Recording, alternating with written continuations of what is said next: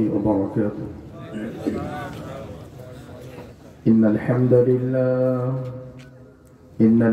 لله نحمده ونستعينه ونستغفره ونعوذ بالله من شرور أنفسنا ومن سيئات أعمالنا.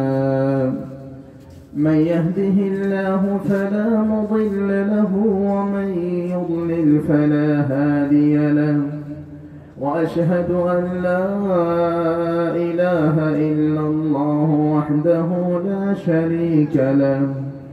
وأشهد أن محمدا عبده ورسوله. أعوذ بالله من الشيطان الرجيم.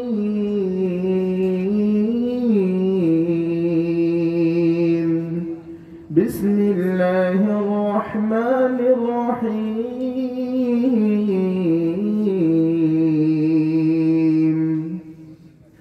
وأقم الصلاة طرفي النهار وزلفا من الليل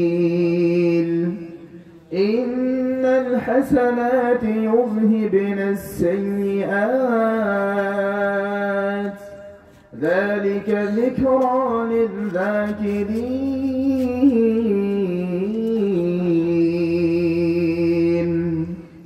الحمد لله যাবতীয় প্রশংসা লাখ কোটি শুকরিয়া সেই আল্লাহ রাব্বুল আলামিনের জন্য, যিনি আমাদেরকে পৃথিবীতে মুসলিম হিসাবে পাঠিয়েছেন, যিনি আমাদেরকে ইসলামের উপর অটল এবং অবিচল রেখেছেন, যিনি আমাদেরকে মুসলিমদের মাঝে শ্রেষ্ঠ কোরআন এবং বিশুদ্ধ সুন্নাহর বোঝ, সালাফে সালেহিনদের বোঝ দান করেছেন, যিনি আমাদেরকে শ্রেষ্ঠ কিতাব কোরআনুল কারীমের মাধ্যমে সম্মানিত করেছেন, যিনি আমাদেরকে শ্রেষ্ঠ নবী মুহাম্মদ সাল্লাল্লাহু আলাইহি ওয়াসাল্লামের উম্মত বানিয়েছেন, যিনি আমাদেরকে শ্রেষ্ঠ আলোচনা, দ্বীনের আলোচনায় আজকে বসার তৌফিক দান করেছেন, সে আল্লাহ রাব্বুল আলামিনের প্রশংসা করে সকলে বলি আলহামদুলিল্লাহ। দরুদ ও সালাম বর্ষিত হোক আমাদের প্রিয় নবী, শেষ নবী, নবীদের নেতা নবী মুহাম্মদ বিন আব্দুল্লাহ সাল্লাল্লাহু আলাইহি ওয়াসাল্লামের উপর, যার রেখে যাওয়া এই দ্বীন এবং ইসলাম চর্চা করা, মানুষের কাছে প্রচার এবং প্রসার করা আমাদের দায়িত্ব। যে নবী মুহাম্মদ সাল্লাল্লাহু আলাইহি ওয়াসাল্লাম বলেছেন, তারাকতুকুম ফি হুজ্জাতিল বাইদা লাইলুহা কানাহারিহা, তোমাদের কাছে এমন একটা দিন রেখে যাচ্ছি যে দিনের দুর্বোধ্য, অস্পষ্ট, কঠিন বিষয়গুলো গবেষণা করলে সূর্যের মতো স্পষ্ট হয়ে যায়। সেই নবী মুহাম্মদ সাল্লাল্লাহু আলাইহি ওয়াসাল্লামের উপর সংক্ষিপ্ত আকারে দরুদ পাঠ করি, আল্লাহুম্মা সাল্লি আলাইহি আল্লাহুম্মা বারিক আলাইহি। অতঃপর আজকে আশুলিয়া ইসলামিয়া হাফিজিয়া মাদ্রাসা ও এতিমখানার উদ্যোগে আয়োজিত এই বিরাট ইসলামী মহাসম্মেলনের সকলের অত্যন্ত প্রিয়, সম্মানিত, আমারও সম্মানিত শ্রদ্ধাভাজন সভাপতি শেখ আব্দুল্লাহ আল মাহমুদ হাফিজাহুল্লাহ ওয়া রাআহ, প্রধান অতিথি, বিশেষ অতিথি, ওলামায়ে কেরাম, মুরব্বিয়ানি কেরাম, যুবক ভাইরা, স্নেহের কলিজার টুকরো সন্তান তুল্য আমাদের সোনামণিরা, দূরে এবং কাছে, দেশে এবং প্রবাসে যারা যেখানে আছেন, শুনছেন, দেখছেন, দেখবেন, প্রিয় দিনী মুসলিম ভাই বোনেরা, পর্দার আড়ালের মা ও বোনেরা, আল্লাহর কাছে শুরুতেই দোয়া করি রব্বুল আলামিন আমাদের এই মাহফিলকে কবুল করুন, আমিন। আল্লাহ আমাদের এই মাদ্রাসাকে কবুল করুন, আমিন। মসজিদকে আল্লাহ কবুল করুন, আমিন। এবং আজকের বক্তব্যের শেষ পর্যন্ত থেকে আমরা যাদের বাড়িতে কিছু নিয়ে যেতে পারি, আমল করতে পারি, আল্লাহ সেই তৌফিক দান করুন, আমিন। আমার প্রিয় ভাইয়েরা, আপনাদের কোনো বিষয় আছে কিনা পছন্দের, যে আমরা এই বিষয়ে বক্তব্য শুনতে চাই? আপনাদের যদি কোনো বিষয় থাকে উপস্থিত, সেটা আমাদের সাথে শেয়ার করতে পারেন, আমরা সেই বিষয়ে কথা বলবো ইনশাআল্লাহ। যদি না থাকে তাহলে আমার কাছে একটা বিষয় সবসময় থাকে, সেটা হলো আমরা সালাফি হয়েছি, আহলুল হাদিস হয়েছি, কিন্তু আমরা সালাত থেকে অনেক দূরে সরে আছি, সালাত পড়ি না। আমাদের মধ্যে বেনামাজি আছে না নেই? অনেক বেশি আছে। আপনাদের কোনো পছন্দের সাবজেক্ট থাকলে আমাদেরকে সাজেস্ট করলে আমরা সেই বিষয়ে কথা বলবো। আর যদি না থাকে তাহলে ইসলামের সালাতের গুরুত্ব, তাৎপর্য এবং বেনামাজিদের সাথে আমাদের লেনদেন, বেনামাজিদের সাথে আমাদের কথাবার্তা কেমন হবে, এই বিষয়ে আলোচনা চলবে ইনশাআল্লাহ। আমার প্রিয় ভাইরা, এই শিরোনামে আমরা আপনাদেরকে 8টা বিষয় জানাবো, 8টা বিষয়।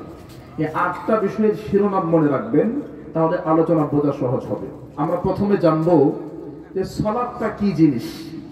সালাত বা নামাজ এটা কি জিনিস, এটা যখন বুঝবেন তখন আপনার আমল করা, ইবাদত করা, সালাত প্রতিষ্ঠা করা সহজ হবে।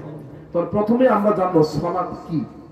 নাম্বার 2, এই সালাত বা সালাত যাকে আমরা নামাজ বলি, এই সালাতটা আল্লাহ তাআলা কোরআনে কি কি অর্থে ব্যবহার করেছেন। আপনি যখন জানবেন সালাতের কি কি অর্থ আছে কোরআন কারীমে, তখন আপনি একটা বড় বেদাত থেকে বেঁচে যাবেন। নাম্বার 2।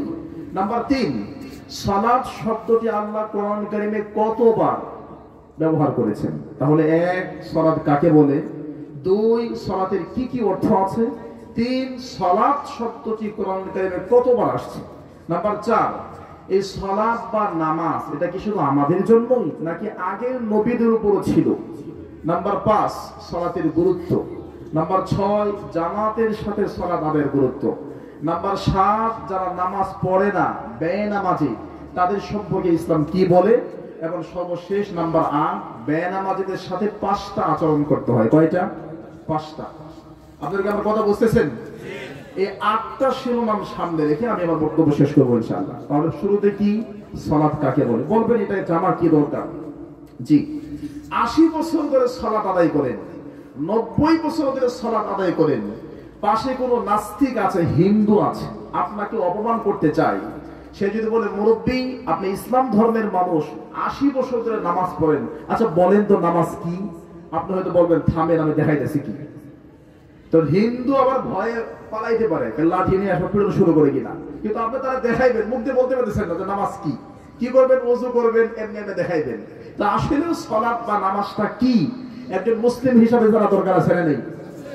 তাহলে আল মাজমু আন-নাওয়াবী, ইমাম নববী রাহিমাহুল্লাহ, মুসলিম শরীফের ব্যাখ্যাকারক ইমাম নববী রাহিমাহুল্লাহর কিতাব আল মাজমু, খণ্ড নম্বর 3, পৃষ্ঠা নম্বর 3, ইমাম নববী রাহিমাহুল্লাহ বলেছেন সালাত শব্দে আবিধানিক অর্থ হচ্ছে দোয়া করা। কি করা বলেন? আর পারিভাষিক ক্ষেত্রে, শারঈ ক্ষেত্রে সালাত হলো 3টা জিনিসের নাম। কয়টা? as-salatu hiya dhatu aqwalin wa af'al, সালাত হলো কিছু কথার নাম, সালাত হচ্ছে কিছু কাজের নাম।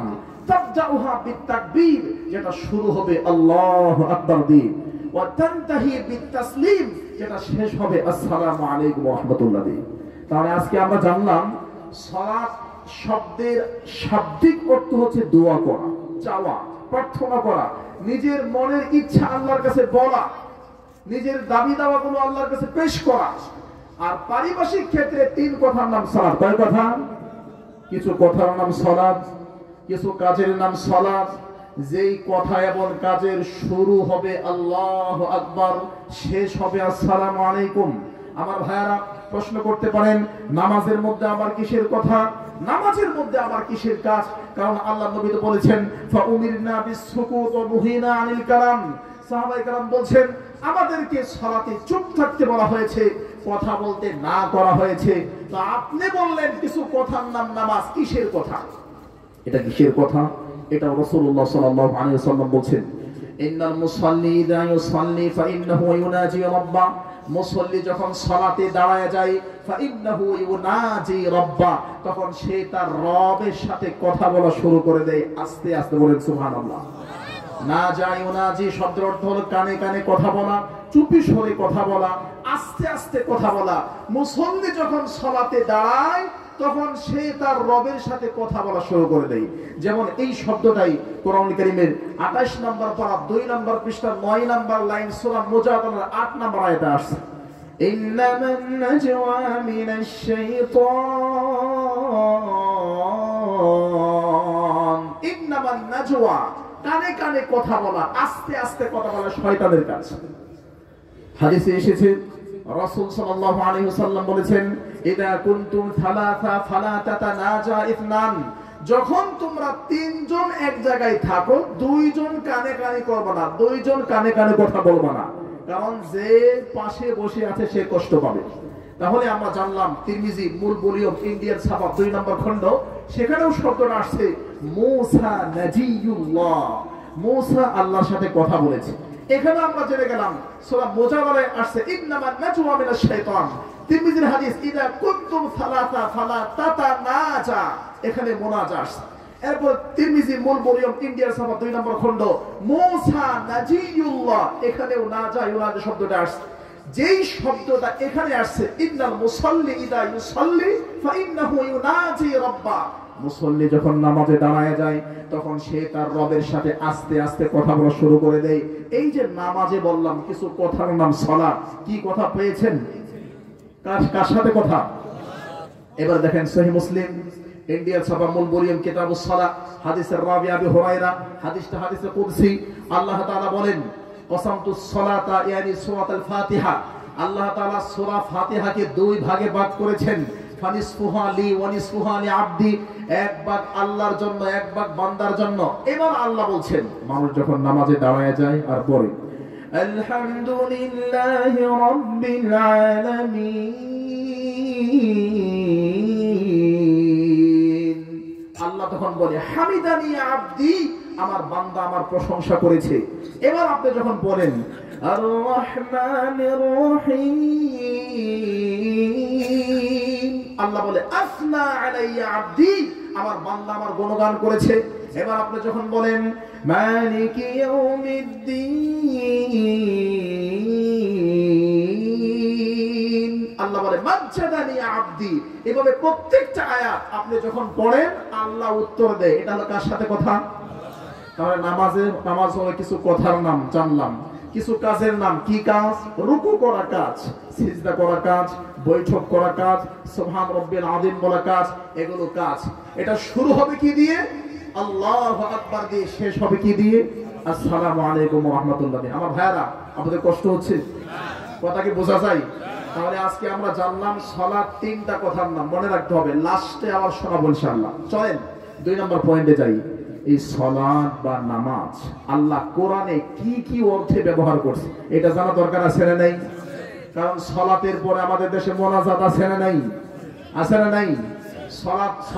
সালাতের অর্থগুলো যদি আমরা জানতাম, বুঝতে পারতাম, অনুধাবন করতে পারতাম সালাত শব্দটা আল্লাহ কোরআনে কি কি অর্থে ব্যবহার করেছে, তাহলে সালাতের পরে আরেকটা সালাত, নতুন করে আরেকটা মোনাজাত আমরা আবিষ্কার করতাম না।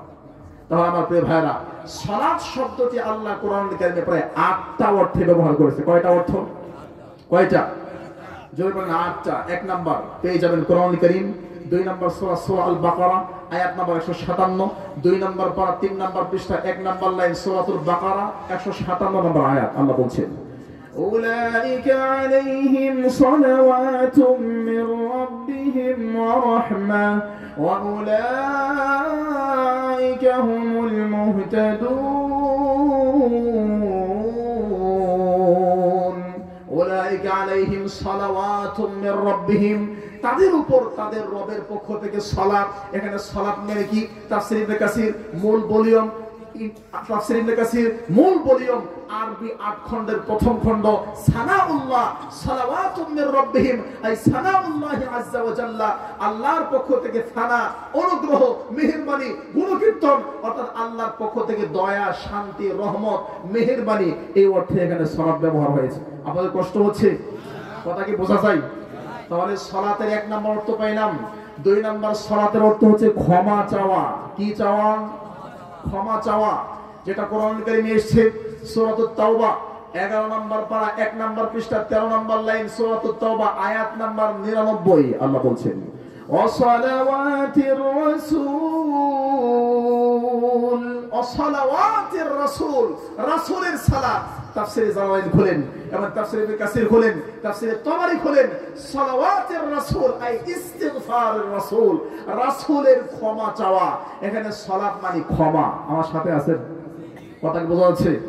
আমার ভাইয়ারা, সালাতের 3 নম্বর অর্থ হচ্ছে কিরাত পড়া। নামাজে কিরাত পড়ে না? কিরাত আর রহমান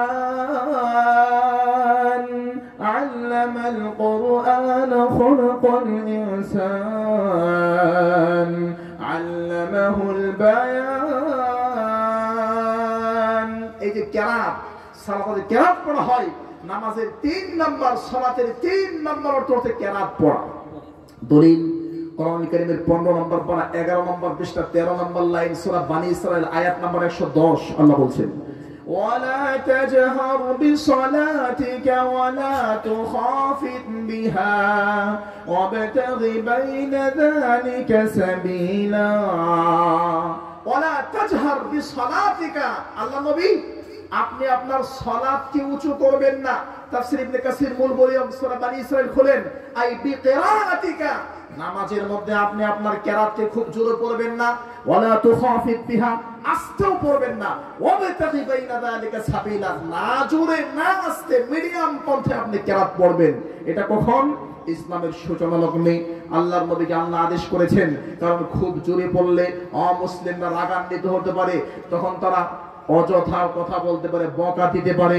এই জন্য তাফসীর ইবনে কাসির এটাই উল্লেখ করা হয়েছে, সালাতে কিরাতকে খুব জোরে করবেন না। এখানে সালাত ওয়ালা তাজহার বিসসালাতিকা আই বিকিরাআতিকা, এখানে সালাত মানে কিরাত। আমরা কয়টা অর্থ জানলাম সালাতের? সালাত মানে শুধু দোয়া নামাজ নয়, তিনটা অর্থ জানলাম। সালাতের 4 নম্বর অর্থ, সালাত মানে দ্বীন, ধর্ম। বলেন তো কি আমার সাথে?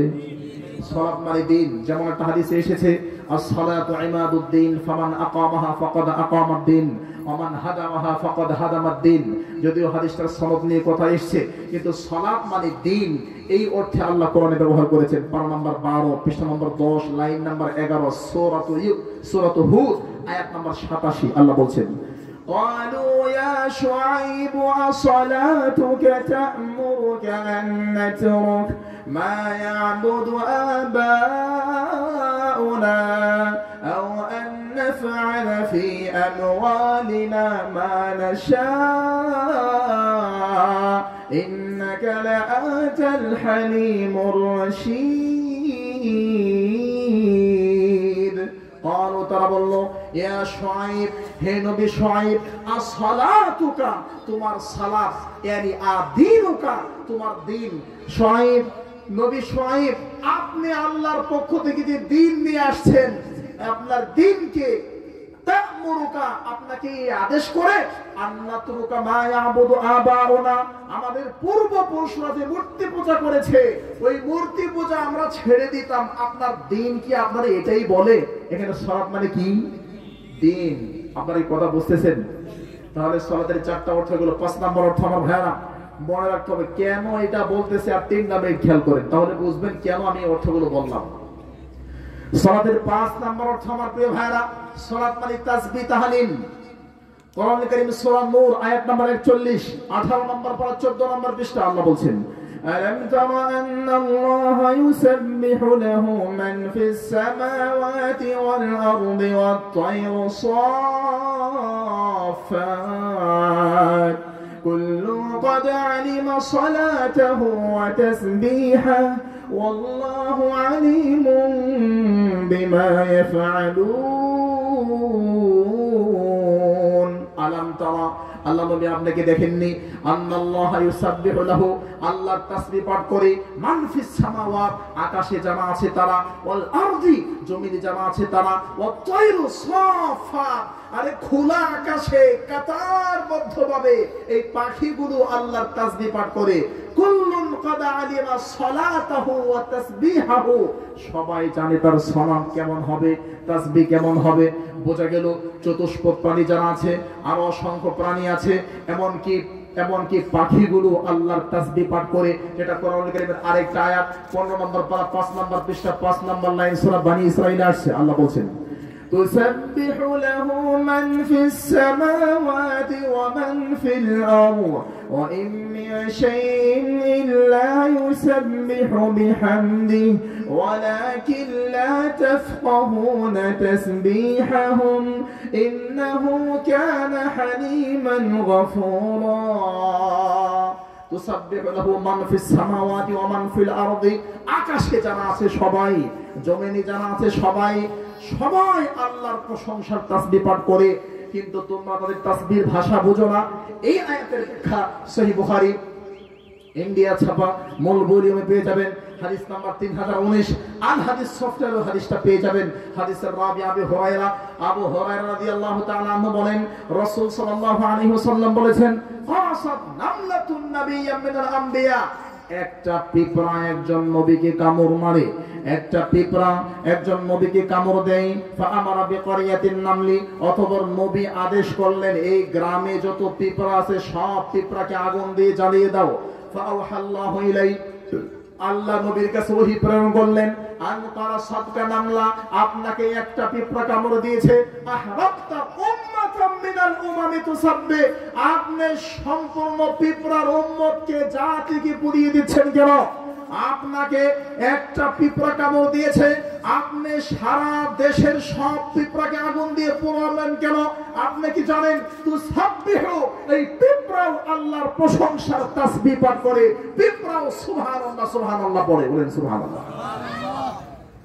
আমার প্রিয় ভাইরা, তার মানে পিঁপড়া আল্লাহর তাসবিহ পাঠ করে জানতে পারলাম। শুধু কি তাই, খোলেন না কোরআন কারীম পারা নম্বর 17 পৃষ্ঠা নম্বর 13 লাইন নম্বর 5 সূরাতুল হজ।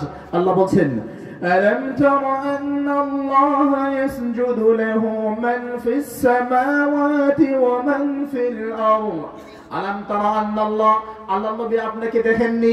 আন্নাল্লাহ ইয়াসজুদু লাহু, আল্লাহকে সিজদা দেয়, মান ফিস সামাওয়াত, আকাশে যারা আছে সবাই আল্লাহকে সিজদা দেয়, ওমান ফিল আরদি, জমিনে যারা আছে সবাই আল্লাহকে সিজদা দেয়, ওয়াস শামসু, সূর্য আল্লাহকে সিজদা দেয়, ওয়াল কমারু, চাঁদ আল্লাহকে সিজদা দেয়, ওয়ান নুজুমু, অসংখ্য তারকা এগুলো আল্লাহকে সিজদা দেয়, ওয়াল জিবালু, পাহাড় আল্লাহকে সিজদা দেয়, ওয়াস শাজারু, গাছ আল্লাহকে সিজদা দেয়, ও দাওয়াবু, চতুষ্পদ প্রাণী, গরু ছাগল মহিষ ভেড়া এগুলো আল্লাহকে সিজদা দেয়, ও কাসীরুম মিনান নাস, বহু মানুষ আল্লাহকে সিজদা দেয়। তাহলে অসংখ্য প্রাণী আল্লাহকে সিজদা দেয়। এটা আমরা পেয়েছি কিনা বলেন? পেয়েছি। আমার ভাইয়ার, আপনাদের কষ্ট হচ্ছে? তাহলে আমার সাথে কথা বলতে হবে। আর আমার এলাকায় কেউ যাবেন না তো? ইনশাআল্লাহ যাবেন।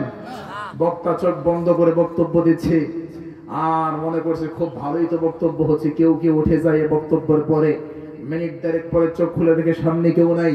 এবার এলাকার সবাই গালিগালাজ করে বকাঝকা করে জাহান্নামে দিয়েছে।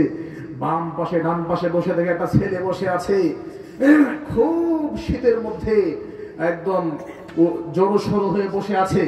ওই ছেলেটার জন্য খুব বেশি দোয়া করছে। ছেলেটা দাঁড়ায় বলছে, হুজুর এত দোয়া করেন না, আমিও চলে যেতাম, আমি মাইকের দায়িত্বে আছি, বিল দেয় নাই। তা আপনারা কি তাই করবেন? তাহলে কেউ পালায়েন না। আমার প্রিয় ভাইরা, আপনাদের সকলকে দৃষ্টি আকর্ষণ করছি, আজে বাজে ফালতু কথা বলবো না। একদম শেষ পর্যন্ত যা বলবো কোরআন সুন্নাহর কথা বলবো, আপনারা কেউ উঠবেন না ইনশাআল্লাহ। আচ্ছা, ইতিমধ্যে আমরা জানলাম সালাতের প্রায় 7টা অর্থ। 8 নম্বর অর্থ, সালাত মানে দরুদ শরীফ পড়া। কি পড়া বলেন? সালাত মানে কি? ইয়া নবী সালামু আলাইকুম পড়া নাকি? সালাত মানে আল্লাহুম্মা সাল্লি আলা মুহাম্মদ, আল্লাহুম্মা বারিক আলা মুহাম্মদ পড়া। দলিল কোরআন কারীমের 22 নম্বর পারা 5 নম্বর পৃষ্ঠা 5 নম্বর লাইন সূরা আহজাব আয়াত নম্বর 56। আল্লাহ বলছেন, ইন্নাল্লাহা ওয়া মালাইকাতাহু ইউসাল্লুনা আলান নবী ইয়া আইয়ুহাল্লাযীনা আমানু সাল্লু আলাইহি ওয়া সাল্লিমু তাসলিমা। ইয়া আইয়ুহাল্লাযীনা আমানু, ওহে ঈমানদাররা, সাল্লু আলাইহি, তোমরা নবীর উপর দরুদ পড়ো। এখানে সাল্লু মানে কি পাইলাম? দরুদ পড়া। সালাতের শেষ অর্থ, সালাত মানে দোয়া করা। কি করা বলেন? আমার সাথে বলেন, সালাত মানে কি করা? দোয়া করা। এটা কোরআনের কোথায় আছে? কোরআন কারীম 11 নম্বর পারা 2 নম্বর পৃষ্ঠা 9 নম্বর লাইন সূরাতুত তাওবা আয়াত নম্বর 103। আল্লাহ বলছেন, خذ من أموالهم صدقة تطهرهم وتزكيهم بها وصل عليهم إن صلاتك سكن لهم والله سميع عليم।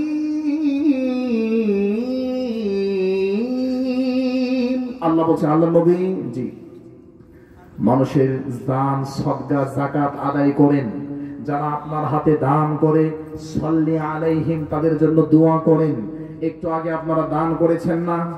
ইমাম সাহেব বক্তা সাহেব দোয়া করছে, আল্লাহুম্মা সাল্লি আলাই, এই যে দোয়া করছে আল্লাহুম্মা সাল্লি আলাই, আল্লাহ বলেছেন সূরা তাওবা 103 নম্বর আয়াত, ওয়া সাল্লি আলাই, তার জন্য দোয়া করেন। কেন? ইন্না সালাতাকা আই ইন্না দুআআকা, আপনার দোয়া সাকানুল লাহুম, তাদের আত্মপ্রশান্তির কারণ। তাহলে আপনারা যেমন হুজুরের হাতে দোয়া করেন, আপনারা যেমন হুজুরের হাতে দান করেন, হুজুরে দোয়া করবে, আপনাদের অন্তর ঠান্ডা হয়। সাহাবায়ে কেরামও নবীর কাছে দান করত, নবী দোয়া করত। এখানে সালাত মানে কি পাইলাম? দোয়া। তাহলে কয়টা অর্থ পাইলাম? কয়টা অর্থ পাইলাম সালাতের? সালাত মানে রহমত, অনুগ্রহ, মায়া, সূরা বাকারা 157 নম্বর আয়াত। সালাত মানে ক্ষমা, সূরা তাওবা 99 নম্বর আয়াত। সালাত মানে কেরাত, বনি ইসরাইল 110 নম্বর আয়াত। সালাত মানে তাসবিহ তাহলিল, সূরা নূর 41 নম্বর আয়াত। সালাত মানে দরুদ, সূরাতুল আহজাব 56 নম্বর আয়াত। এবং সালাত মানে দোয়া, সূরা তাওবা 103 নম্বর আয়াত। আমার ভাইয়েরা, সালাতের 8টা অর্থের মধ্যে একটা অর্থ পাইলাম দোয়া। এবার একদম শুরুর দিকে আসেন, ইমাম নববী রাহিমাহুল্লাহ সালাতের 1 নম্বর অর্থ করেছেন দোয়া। আল মাজমু আন-নববী খণ্ড নম্বর 3 পৃষ্ঠা নম্বর 3, তিনি বলছেন সালাত মানে দোয়া। আল্লাহ বলছেন সূরা তাওবা আয়াত নম্বর 103, সালাত মানে দোয়া।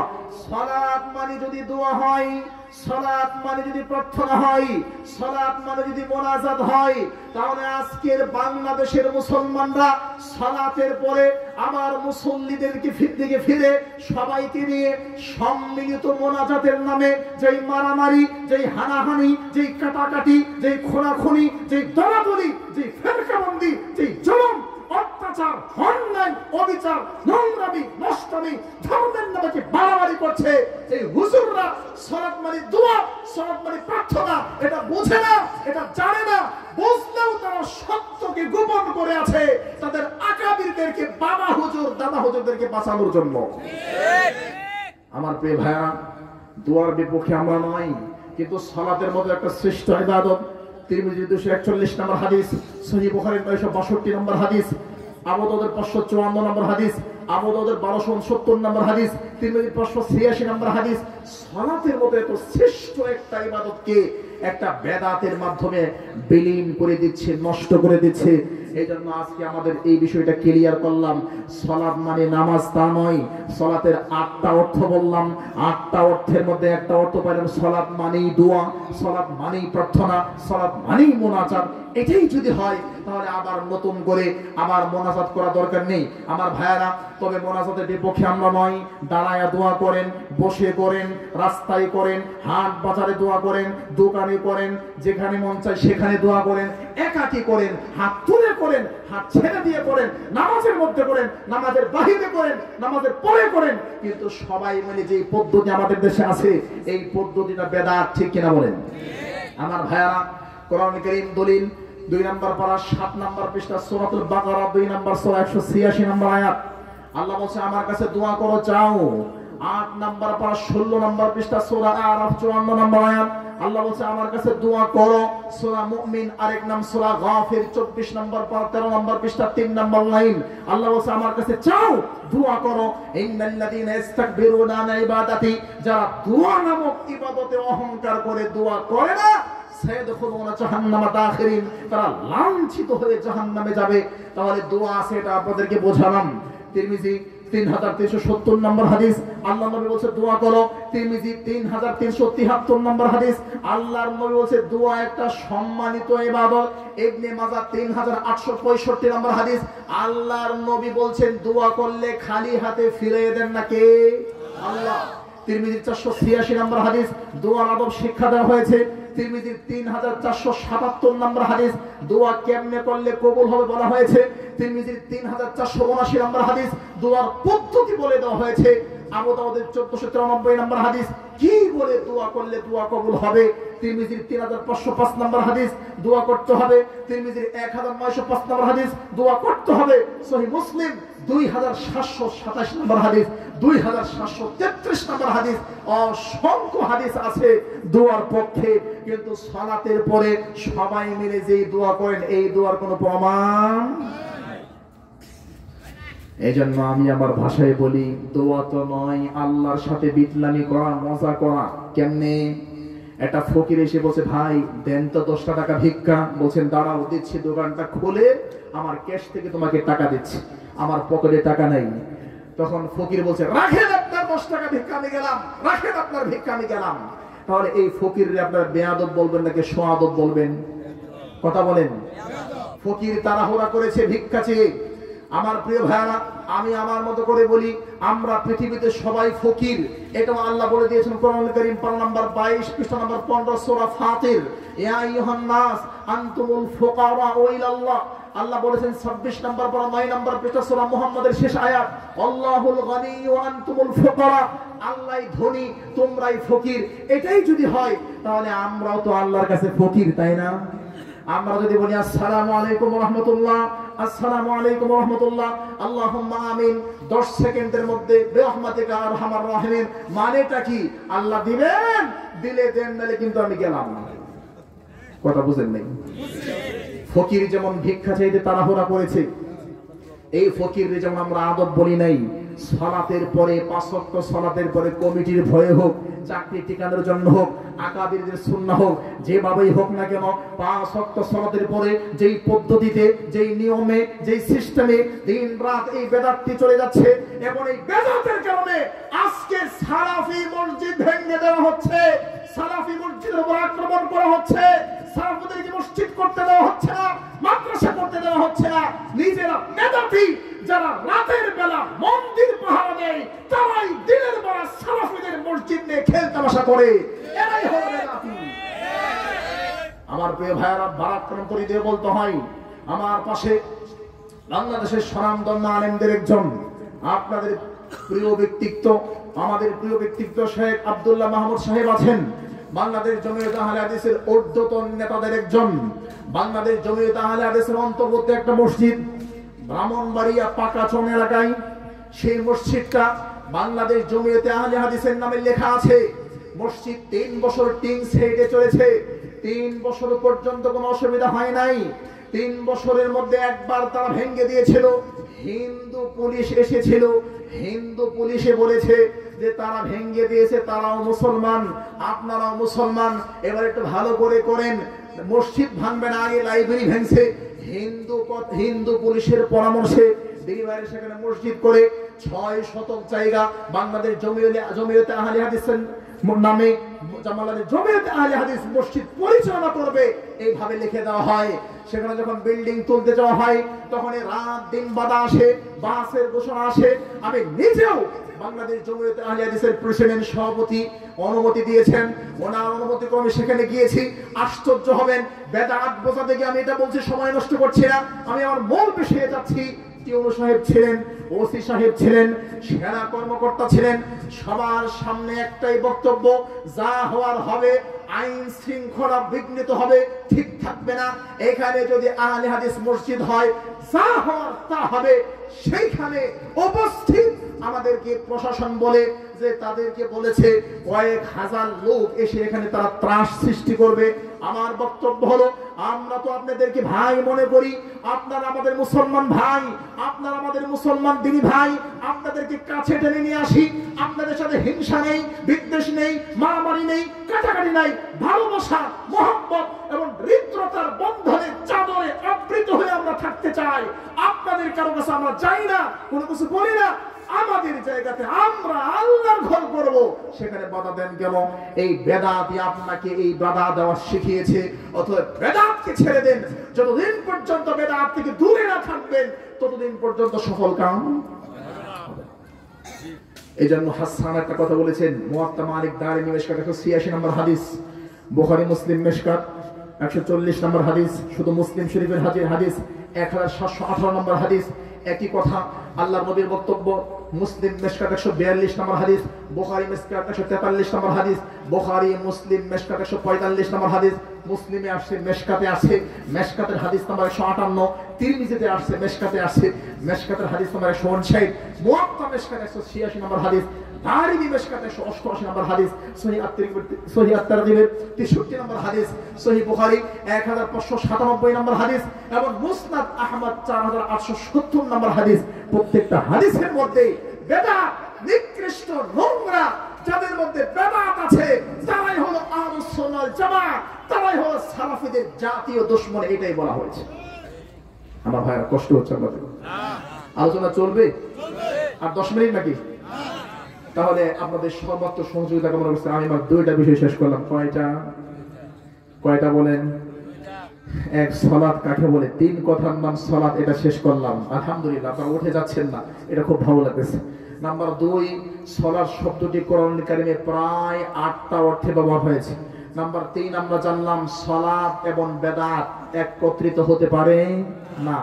নাম্বার 4, আমরা জানবো এই সালাত বা নামাজ এটা কি শুধু আল্লাহ আমাদের জন্য দিয়েছে নাকি আগের উম্মতের উপর ছিল? জানা দরকার আছে না নাই? আপনারা জানবেন। তাহলে দেখেন আমার ভাইরা, কারণ আমাদের দেশে আহলে কোরআন আছে না নাই? কথা বলেন, আহজান নাই? আহলে কোরআনরা বলে নামাজ বা সালাত 5 ওয়াক্তের কথা কোরআনে আসে নাই, 3 ওয়াক্তের কথা কোরআনে আসছে, 3 ওয়াক্ত পড়তে হবে। আবার কেউ বলে নামাজ পড়ে কি হবে, ঈমান ঠিক আছে। আবার কেউ বলে নামাজ পড়া দরকার নাই, আমি এখন হাকিকতের জগতে, মারিফাতের জগতে আছি, এখন নামাজ মনে মনে পড়ি, মারিফাতের জগতে আছি। এই সমস্ত ভ্রান্ত ব্যক্তিদেরকে জবাব দেওয়ার জন্য এবং আপনার ভিতরে যে শয়তান আছে, শয়তানকে দূর করার জন্য 5 ওয়াক্ত সালাত যে পড়তেই হবে, সকল নবীর উপর ছিল, এটা জানা দরকার আছে না নাই? তাহলে খুলেন আমার প্রিয় ভাইরা, আজ থেকে হাজার হাজার বছর আগে ইব্রাহিম আলাইহিস সালাম তার পরিবার পরিজনকে কাবার পাশে রেখে, যখন খাবার ছিল না, পানি ছিল না, মানুষ ছিল না, কোনো ফল ফ্রুট ছিল না, ওখানে পরিবারকে রেখে যখন যাচ্ছিলেন, তখন আল্লাহর কাছে দোয়া করেছেন, সালাতের দোয়া।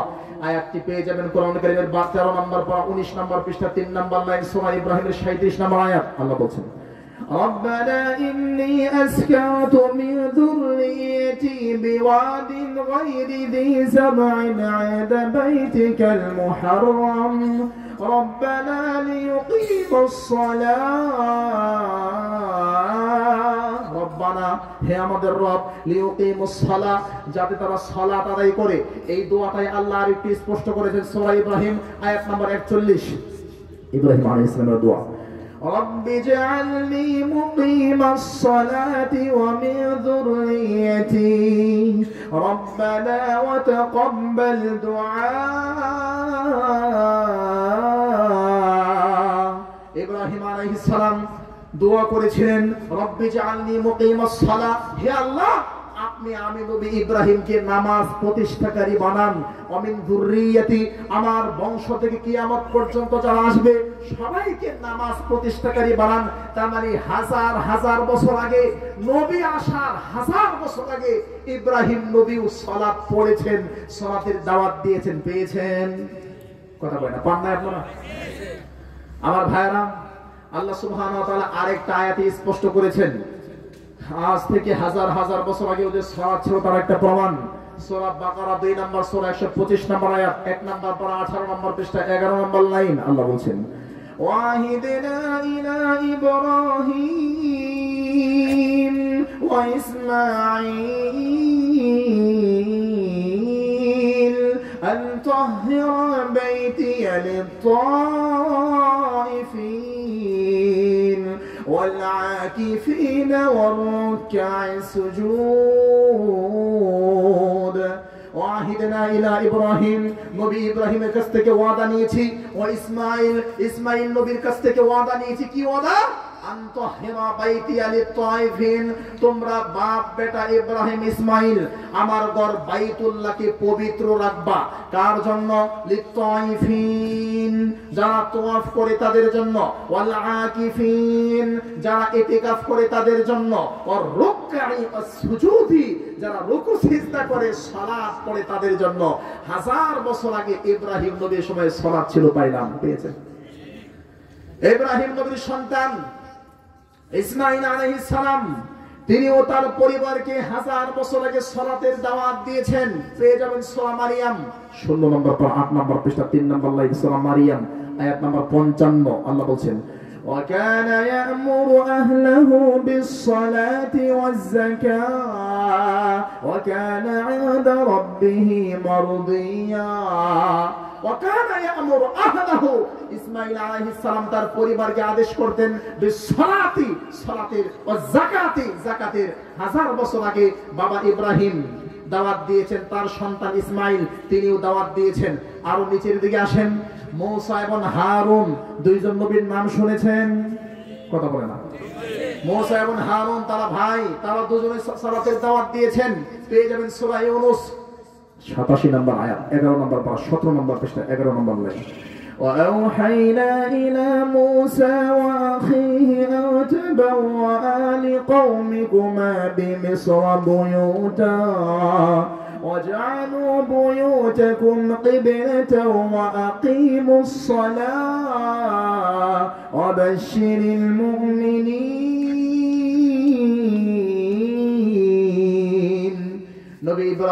নবী মূসা এবং হারুন তারাও তাদের কওমকে সালাতের দাওয়াত দিয়েছেন, সালাত প্রতিষ্ঠার কথা আল্লাহ তাদেরকে বলেছেন।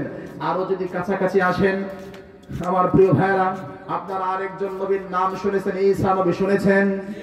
ঈসা নবী দোলনার বাচ্চা, দোলনায় শুয়ে শুয়ে সালাতের কথা বলেছেন। কোথায় পাবেন? 16 নম্বর পারা, 6 নম্বর পৃষ্ঠা, 9 নম্বর লাইন, সূরা মারিয়াম আয়াত নম্বর 31। মারিয়াম যখন ঈসা আলাইহিস সালামকে ধরে নিয়ে আসছে, তখন বলছে, মারিয়াম কি কাজ করলা তুমি? তোমার আব্বা ভালো ছিল, তোমার আম্মা ভালো ছিল, তোমার বিয়ে শাদী হয় না, এই সন্তান কোত্থেকে ধরে নিয়ে আসছো? তখন তিনি বলছে, আমি কথা বলবো না, তোমরা এই বাচ্চার সাথে কথা বলো। তখন তারা বলছিল, কাইফা নুকাল্লিমু মান কানা ফিল মাহদি সাবিয়া। আরে দোলনায় শুয়ে আছে বাচ্চা, এর সাথে আবার কি করে কথা বলবো? দোলনার বাচ্চা কথা বলতে পারে? তখন ঈসা আলাইহিস সালাম বলছে, থামো, আমার আম্মাকে নিয়ে আর অযৌক্তিক কথা বলতে হবে না, এবার আমি নিজেই তোমাদেরকে বলছি, শোনো। ক্বালা ইন্নী আবদুল্লাহ আতানিয়াল কিতাবা ওয়া জাআলানি নাবিয়্যা। ক্বালা, দোলনার বাচ্চা দোলনায় শুয়ে আছে ঈসা নবী বলছি, ইন্নী আব্দুল্লাহ, আমি আল্লাহর বান্দা, আতানিয়াল কিতাব, আল্লাহ আমাকে কিতাব দিয়েছেন, কিতাবের নাম ইনজিল, ওয়া জাআলানি নাবিয়্যা, আল্লাহ আমাকে নবী বানিয়েছেন, আমার নাম ঈসা। শোনো, এখানে শেষ না। ওয়া আওসানি বিসসালাতি ওয়াজ যাকাতি মা দুমতু হাইয়া, যতদিন পর্যন্ত আল্লাহর পৃথিবীতে আমার জীবন থাকবে, যতদিন পর্যন্ত আল্লাহর পৃথিবীতে আমার রূহ চলবে, মা দুমতু হাইয়া, যতদিন পর্যন্ত আমি বেঁচে থাকবো, আওসানি বিসসালাহ, আল্লাহ আমাকে সালাত প্রতিষ্ঠার কথা বলেছেন, সালাত পড়তে বলেছেন। তাহলে ঈসা নবীর সময় সালাত ছিল কিনা?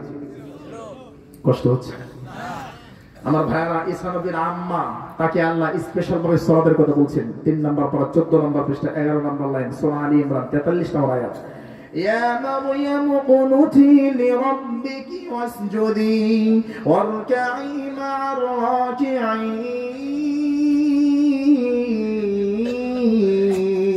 ইয়া মারইয়াম, হে মারইয়াম, ওকুনুতি লিরাব্বিক, তুমি তোমার রবের আনুগত্য করো, ওয়াসজুদি ওয়ারকাই মা'আর রাকিঈন, তুমি রুকু সিজদা করো।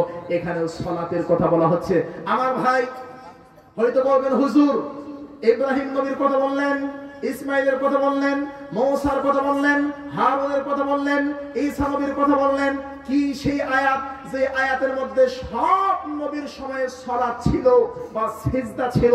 এটা কি সেই আয়াত? এটা বলি শেষ, এই পর্বের শেষ পর আরেকটা শুরু করব। পেয়ে যাবেন কোরআনুল কারীম পারা নম্বর 16 পৃষ্ঠা নম্বর 8 লাইন নম্বর 7-8, সূরা মারিয়াম আয়াত নম্বর 56, 57, 58। এই আয়াতের মধ্যে আল্লাহ বলছেন সব নবীর সময়ে সালাত ছিল। আয়াতটা কি? আল্লাহ সুবহানাহু ওয়া তাআলা বলছেন, وَمِمَّنْ حَمَلْنَا مَعَ نُوحٍ وَمِنْ ذُرِّيَّةِ إِبْرَاهِيمَ وَإِسْرَائِيلَ وَمِمَّنْ هَدَيْنَا وَاجْتَبَيْنَا إِذَا تُتْلَى عَلَيْهِمْ آيَاتُ الرَّحْمَنِ خَرُّوا سُجَّدًا وَبُكِيًّا। ইদা তুতলা আলাইহিম আয়াতুর রহমান, এর আগের আয়াত আছে মিন আদম, আদম থেকে শুরু করে আসতে আছে বলছে ইদা তুতলা আলাইহিম, যখন তাদের কাছে তেলাওয়াত করা হতো আয়াতুর রহমান, রহমানের আয়াত, খররু সুজ্জাতা ওয়া বুকিয়া, তারা সিজদায় লুটিয়ে পড়তো। তাফসীর ইবনে কাসির মূল ভলিউম আরবি 8 খণ্ডের যেটা আছে সূরা মারিয়াম খুলেন, এই আয়াতের মাধ্যমে সকল নবীদের সময় সালাত বা সিজদা ছিল, পদ্ধতি ভিন্ন ছিল, এটা ছিল তার প্রমাণ। তার মানে বুঝলাম এই নামাজ শুধু আমাদের জন্য না, আগের নবীর উম্মতের উপর ছিল। বুঝেছেন? আমার আলোচনার 4টা পয়েন্ট শেষ করলাম। আপনাদের কষ্ট হলে আমি শেষ করে দেব, কষ্ট না হলে চলবে? কষ্ট হচ্ছে? চলবে? আমার ভাইরা, তাহলে চালাই যায় আমরা আজকের আলোচনার 5ম বা 6ষ্ঠ নম্বর বিষয়, নামাজের গুরুত্ব জানা দরকার আছে না নাই? নামাজ আমাদের মধ্যে গুরুত্বপূর্ণ না, কিন্তু আমাদেরকে গুরুত্ব দিতে হবে। একটু ভালো করে খেয়াল করেন, মাত্র 5 মিনিট নামাজের গুরুত্ব বলবো। তবে যারা উঠে যাবে ধরে নিব তারা বেনামাজি বা নামাজ পড়ে না, তাদের ভিতরে সমস্যা আছে। ঠিক আছে, কেউ উঠে যাবেন না আমার ভাইরা, খেয়াল করেন। আল্লাহ সুবহানাহু ওয়া তাআলা বলেন 6 নম্বর পারা 7 নম্বর পৃষ্ঠা সূরা মায়েদা 5-6 নম্বর আয়াত, ওযু করে নামাজ পড়তে হবে। এবার যদি ওযু না থাকে, সূরা নিসা 5 নম্বর পারা 4 নম্বর পৃষ্ঠা 3 নম্বর লাইন সূরা নিসা, ওযু না থাকলে মাটি দিয়ে, ওযু করার পানি না থাকলে মাটি দিয়ে তায়াম্মুম করে সালাত পড়তে হবে। এবার ওযুর পানিও নাই, মাটিও নাই। শাহজালাল বিমানবন্দর থেকে আমেরিকান এয়ারলাইন্সে উঠেছেন, আমেরিকাতে যাবেন, 18 ঘন্টার জার্নি। জার্মানি ইতালিতে যাওয়ার পরে দেখলেন প্লেনের মধ্যে পানি আর নাই, পানি শেষ। আরো ঘন্টা দেড়েক পরে আপনার বিমান আমেরিকার মাটিতে ল্যান্ড করবে, কিন্তু আপনি জানেন না আরো 1.5 ঘন্টা আপনি বেঁচে থাকবেন। আপনি জানেন না আরো 1.5 ঘন্টা পরে আপনার বিমানটা আমেরিকার মাটিতে সুস্থভাবে ল্যান্ড করবে। তার মানে ইতালিতে আছেন, বিমানের মধ্যে আছেন, আকাশে উঠতেছেন, নাই কোনো পানি, নাই কোনো মাটি, নাই কোনো সিউরিটি আপনি নিরাপত্তার সাথে পৌঁছাবেন, নাই কোনো সিউরিটি আপনি আরো 1.5 ঘন্টা বেঁচে থাকবেন। আপনার গড়িতে যদি টাইম হয়, সালাতে রক্ত হয়, তাহলে বিমানের মধ্যে আপনাকে বিনা ওযু বিনা তায়াম্মুম অবস্থায় সালাত পড়তে হবে, বিদ্বানদের মতামত। এবার আসেন, আল্লাহ বলছেন পবিত্র কাপড় পরে সালাত পড়তে হবে। ওয়া থিয়াবাকা ফাতাহহির, তুমি তোমার কাপড়কে পবিত্র করো। 29 নম্বর পর 17 নম্বর পৃষ্ঠা 1 নম্বর লাইন সূরা মুদ্দাসির আয়াত, ওয়া থিয়াবাকা ফাতাহহির, পবিত্র কাপড় থাকতে হবে। পবিত্র কাপড় যদি কারো না থাকে, নোংরা কাপড় আছে, কাপড়ের মধ্যে ময়লা লেগে আছে, পবিত্র কাপড় নেই, ময়লা কাপড় দিয়ে হলেও সালাত পড়তে হবে। কাপড়ই নাই, কেমন?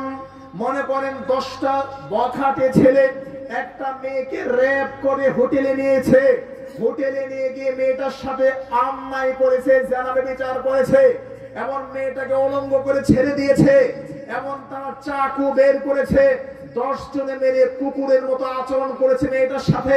মেয়েটা এখন উলঙ্গ, মেয়ের গায়ের মধ্যে নাপাকি লেগে আছে, চাকু বের করেছে, মেয়েটার কল্লা কেটে মেয়েটাকে নদীর মধ্যে ভাসায় দিবে। মেয়েটা নিশ্চিত বুঝতেছে পৃথিবীতে হয়তো আমার বেঁচে থাকার আর সময় নেই। ওই মুহূর্তে যদি সালাতের আযান হয়, মেয়েটার নাই কোনো কাপড়, নাই কোনো পবিত্রতা, নাই কোনো পানি, নাই কোনো মাটি, ওই অবস্থাতে হলেও যদি আযান হয়ে যায়, সালাতের টাইম হয়ে যায়, বিদ্বানদের মতামত ওই অবস্থা হলেও তাকে সালাত পড়তে হবে, কারণ সালাত তার উপর ফরজ হয়ে গিয়েছে। কথা বলেন আমার প্রিয় ভাইরা, আল্লাহ বলছেন 2 নম্বর পর 18 নম্বর পৃষ্ঠা, আকুমু লিল্লাহি কানিতিন,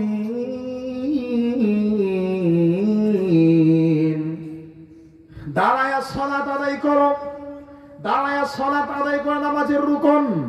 আল্লাহ নবী ইমরান বিন হুসাইন কি বলতে, সাল্লি কায়মা, দাঁড়ায়া নামাজ আদায় করো। ফাইন লাম তাস্তাতি, দাঁড়ায়া পড়তে না পারলে ফাকায়দা, বসে বসে পড়ো। ফাইন লাম তাস্তাতি, বেশি অসুস্থ বসেও পড়তে পারো না, ফাআলাল জানবি তুমি ইমা, তাহলে শুয়ে চিত হয়ে ইশারায় পড়ো।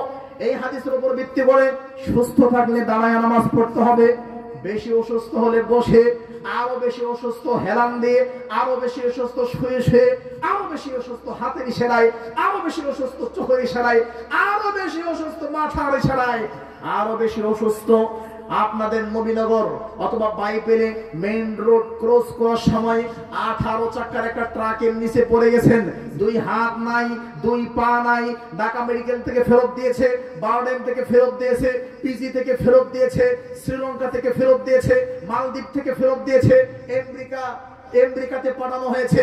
আমেরিকায় গিয়েছেন, শুয়ে আছেন, 2 হাত নাই, 2 পা নাই, অক্সিজেন চলছে, আইসিইউতে আছেন। ওই মুহূর্তেও যদি সালাতের আযান হয়ে যায়, ব্রেনে যদি কাজ করে বোঝেন যে নামাজ পড়তে হবে, নামাজের আযান হয়েছে, ওই মুহূর্তে আপনাকে অন্তর দিয়ে হলেও চিন্তা করে নামাজ পড়তে হবে। কিচ্ছু বলে না, বলবে কেমনে? সালাতের প্রতি মায়া মহব্বত নাই। আমি বেশি করে বলছি না, প্রত্যেকটা কথা দলিল দিচ্ছি। আমার প্রিয় ভাইরা, শুধু কি তাই? জি না, শুধু তাই না। বাড়িতে থাকলে পূর্ণ নামাজ পড়তে হবে। সফরে বের হয়েছেন মুসাফির, আপনাকে অর্ধেক নামাজ পড়তে হবে, যোহর আসর এবং ইশারের নামাজ 4 জায়গায় 2 পড়তে হবে। এমন জায়গাতে গেছেন, আল্লাহ বলছেন ফাওয়াল্লি ওয়াজহাকা শাতরাল মাসজিদিল হারাম, 2 নম্বর পর 1 নম্বর পৃষ্ঠা 9 নম্বর লাইন। কিবলামুখী হয়ে সালাত পড়তে হবে। যদি কিবলামুখী হয়ে পড়তে না পারেন, কিবলা ছাড়া হলেও পড়তে হবে। সম্ভব না কিবলামুখী হওয়া, যখন তখন বিপদ হতে পারে বা যখন সমস্যা হতে পারে, বা প্লেনে উঠে শুরু করছেন, প্লেন ঘুরে গেছে, অথবা এমন জায়গাতে গেছেন যেখানে কোনো মানুষ নাই, কিবলা কোন দিকে আপনি জানেন না, কাবা কোন দিকে, আমাদের পশ্চিম কোন দিকে আপনি জানেন না, তাহলে ওই অবস্থায় আপনি যেই দিকে চিন্তা করবেন, চিন্তা করে সালাত করে নেবেন। ওই অবস্থাতেও সালাত পড়তে হবে, সালাতের ক্ষমা নেই। ঠিক। আমার ভাইয়ারা একটু আসেন, আল্লাহ বলছেন পানি দিয়ে পবিত্রতা অর্জন করে সালাত পড়তে হবে। পানি নাই, মাটি দিয়ে পড়তে হবে। পবিত্র কাপড় দিয়ে পড়তে হবে। পবিত্র কাপড় নাই, নাপাক কাপড় হলেও, সেটা নাই অলঙ্গ হয়ে হলেও আল্লাহ বলছেন দাঁড়ায় পড়তে হবে, না হলে বসে, না হলে শুয়ে, না হলে হেলান দিয়ে, না হলে চোখের ইশারায়, না হলে মাথার ইশারায়, না হলে অন্তরের চিন্তা করে হলেও আল্লাহ বলছেন পূর্ণ সালাত পড়তে হবে।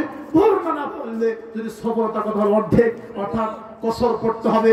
আল্লাহ বলছেন কিবলামুখ হয়ে পড়তে হবে। কিবলামুখ হয়ে সম্ভব নাই, তাহলে কিবলা ছাড়া হলেও পড়তে হবে। এমন জায়গায় গেছেন জিজ্ঞেস করার কেউ নাই, আপনি চিন্তা করে পড়বেন, তারপরেও পড়তে হবে। শুধু কি তাই, বাংলাদেশ সরকার যদি আগামীকাল বলে সাভারের আশুলিয়া এই গ্রাম থেকে, সাভার এই ধামরাই এলাকা থেকে 1 লক্ষ সৈন্য ইসরায়েলের বিরুদ্ধে যুদ্ধ করার জন্য পাঠানো হবে, আগামীকাল যদি আপনাদের এই গ্রাম থেকে 1 লক্ষ মুসলমানকে ইসরায়েলের বিরুদ্ধে যুদ্ধ করার জন্য ফিলিস্তিনের মাটিতে পাঠানো হয়, আপনারা মনে করেন আগামীকাল ফিলিস্তিনের পক্ষ হয়ে যুদ্ধ করার জন্য গিয়েছেন, সামনে ইসরায়েলের কুকুররা বৃষ্টির গতিতে গুলি বর্ষণ করছে, কামান দিয়ে আক্রমণ করছে, হাত দিয়ে আক্রমণ করছে, বিভিন্নভাবে আক্রমণ করছে, আপনারা আক্রমণ করছেন। হাওয়া পাল্টা দেওয়া, প্রচন্ড বেগে আক্রমণ, যেখানে মরণ বেঁচে থাকার প্রশ্ন, জয় পরাজয়ের প্রশ্ন, ওই মুহূর্তেও যদি আযান হয়ে যায়, সালাতের ওয়াক্ত হয়ে যায়, 5 নম্বর পর 14 নম্বর পৃষ্ঠা 1 থেকে 9 নম্বর লাইন সূরা নিসা, 1 লক্ষ সৈন্যের 50,000 ভাগ হয়ে 50,000 যুদ্ধ করবে, আর 50,000 যুদ্ধের ময়দানে নামাজ দাঁড়ায় যাবে, এরা 1 রাকাত পড়ে যাবে, এরা আসবে, এরা যাবে, এরা আসবে, এভাবে যুদ্ধের ময়দানে সালাতের ছাড় নেই। কিন্তু আমরা তো সেই সালাতকে পড়ছি না। পড়ছি কথা বলেন, পড়ছি। তাহলে এই সালাতের গুরুত্ব আছে না নেই? আমি আর বেশি লম্বা করবো না, আমি অল্প সময়ের মধ্যে ছেড়ে দিব আপনাদের, কারণ বেশি দিয়ে লাভ নেই, যা দিব তা নিতে হবে। আমার ভাইয়ারা, ইতিমধ্যে সালাতের গুরুত্ব স্পষ্ট হয়ে গেল। এবার শোনেন, যারা নামাজ পড়ে না, বেনামাজি আমাদের সমাজে আছে না নাই? আমাদের সমাজে বেনামাজি আছে না নাই? কম না বেশি? 4টা কথা মনে রাখেন, 4টা কথা। 1, যারা সালাত টোটালি আদায় করে না, নামাজের কোনো ধার ধারে না, এবং নামাজ যে আল্লাহর বিধান স্বীকার করে না, তারা কাফের। 2, যারা নামাজ তো পড়েই না, বরং নামাজীদেরকে নিয়ে নামাজ নিয়ে ঠাট্টা করে, মজা করে, এরাও কাফের। 3, টোটালি নামাজ পড়ে না, অথবা পড়ে ছাড়ে কিন্তু মনের মধ্যে কষ্ট আছে, না পড়া দরকার, না আমি পাপ করতেছি, না অন্যায় হচ্ছে, আচ্ছা পড়বো, এরকম যারা আছে, কিছু বিদ্বান বলছে এরা কাফের, কিছু বিদ্বান বলছে কাফের হবে না, কারণ অন্তরের মধ্যে কষ্ট আছে। নাম্বার 4, শুধু যোহরের নামাজের মুসল্লি, শুধু জুমার নামাজের মুসল্লি, শুধু জানাজার নামাজের মুসল্লি, শুধু তারাবির নামাজের মুসল্লি, শুধু দুই ঈদের নামাজের মুসল্লি, শুধু নির্বাচনের নামাজের মুসল্লি আছে না নাই? আছে না নাই? তাহলে শুধু যোহর, শুধু জুমা, শুধু জানাজা, শুধু যোহর, শুধু জুমা, শুধু জানাজা, শুধু তারাবি, শুধু এই বিভিন্ন রকম নামাজ, মৌসুমী নামাজ, শবে বরাতের নামাজের মুসল্লি যারা আছে, টোটালি নামাজ পড়ে না, নামাজের ধার ধারে না, এদের বিষয়েও ফতোয়া এরাও কাফের। কি বলেন?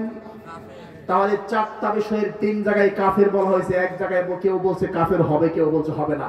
আমার কথার কোনো মূল্য নেই, দলিল নেই। আমি কোরআন থেকে 8টা দলিল দেব। কয়টা? জোরে বলেন কয়টা? কোরআন থেকে 8টা দলিল দেওয়ার দরকার নেই, একটা দলিলই যথেষ্ট। এরপর দেখেন পারা নাম্বার 10, পৃষ্ঠা নাম্বার 6, লাইন নাম্বার 11, সূরা তাওবা আয়াত নাম্বার 6। এই আয়াতে আল্লাহ বেনামাজিকে মুশরিক বলেছেন। 10 নম্বর পারা 7 নম্বর পৃষ্ঠা 9 নম্বর লাইন, সূরা তাওবার 11 নম্বর আয়াত। এই আয়াতে বলছে বেনামাজি যারা, তারা তোমাদের ধর্মীয় ভাই না। ফাইন তাবু ওয়া আকামুস সালাতা ওয়া আতাবুজ যাকাতা ফাইখওয়ানুকুম ফিদ্দিন। সালাত পড়লে তোমার দ্বীনের ভাই, ধর্মীয় ভাই। সালাত না পড়লে সে তোমার ধর্মীয় ভাই না, সে তোমার জাতি, ধর্মীয় জাতীয় ভাই না। কথা কি বুঝতে পেরেছেন? 3 নাম্বার, সালাত পড়ে টাইম মতো পড়ে না, আছে না নাই? টাইম মতো পড়ে না। 16 নম্বর পর 8 নম্বর পৃষ্ঠা সূরা মারিয়াম 59 নম্বর আয়াত আল্লাহ বলেন فخلف من بعدهم خلف أضاعوا الصلاة واتبعوا الشهوات فسوف يلقون غيا। যারা সালাত পড়ে টাইম মতো পড়ে না, ফাসাউফা ইয়ালকাউনা গাইয়া, এরা গাইয়াতে নিক্ষিপ্ত হবে। গাইয়া কি? তাফসীর ইবনে কাসির মূল ভলিউম আরবি যে খণ্ড আছে খুলেন, আব্দুল্লাহ বিন আব্বাস বলেছে আল গাইয়া ইয়ানি জাহান্নাম। সালাত পড়ছে, টাইম মতো পড়ে নাই। আসরের নামাজ পড়ছে মাগরিবের আগে, আর ফজরের নামাজ তো এমন সময়ে পড়েছে, আমি আমার ভাষায় বলি, মসজিদের সভাপতি যদি কঠোর মেজাজের হয়, ইমামের চাকরি যায় আর আসে, রাতের বেলা ইমাম সাহেবের গোসল ফরজ হয়েছে, ইমাম সাহেব ঘুম থেকে উঠতে পারে নাই, মুয়াজ্জিন বলছে হুজুর উঠেন, নামাজের টাইম হয়েছে। উঠে দেখে 1 মিনিট বাকি আছে, দৌড় দিয়ে ওযু করছে, গোসল করে নাই, গোসলের কথা মনে নাই, কারণ সভাপতি খুব কঠিন মেজাজের, চাকরি যাবে। নামাজ পড়ে সালাম ফিরে, হাই রে হাই, করলাম কি? গোসল তো ফরজ ছিল, গোসল যে করলাম না। কিন্তু এমন সময় ফজর পড়ছে, হুজুরের বাবারও ক্ষমতা নাই, গোসল করে নামাজ আবার পড়বো টাইম মতো, আছে? কয় না?